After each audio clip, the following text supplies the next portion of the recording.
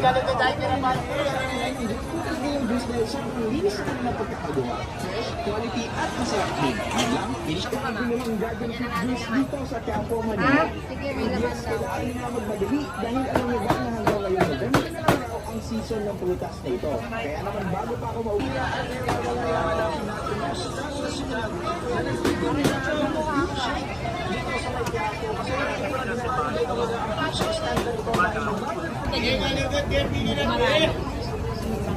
Lamang.